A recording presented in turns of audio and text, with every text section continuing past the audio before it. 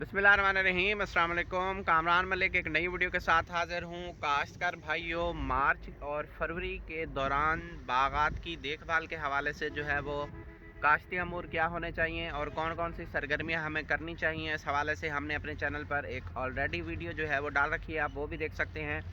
आज की इस वीडियो में ख़ुसूसन जो है वो बारिशों के बाद बागात में जो है वो कीड़ों की और बीमारियों की क्या सूरत हाल है, इसके हवाले से पेस्ट एंड वार्निंग कंट्रोल भी अलर्ट आपको जो है वो जारी कर चुका है।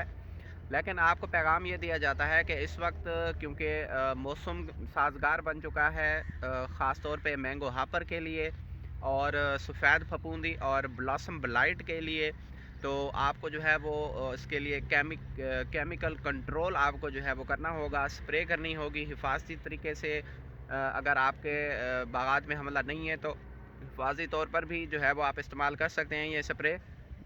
वरना अगर कहीं पे जो है वो हमला मौजूद है, तब जो है वो आप उसके कंट्रोल के लिए ये स्प्रे कर सकते हैं।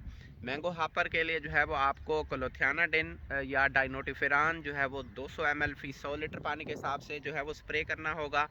जबकि ब्लॉसम ब्लाइट और सफ़ेद फफूंद के लिए जो है वो आपको टैबोकोनाजोल के साथ जो है वो आप ट्राइएज़ॉक्सिस्ट्रोबिन जो है वो साथ मिला सकते हैं।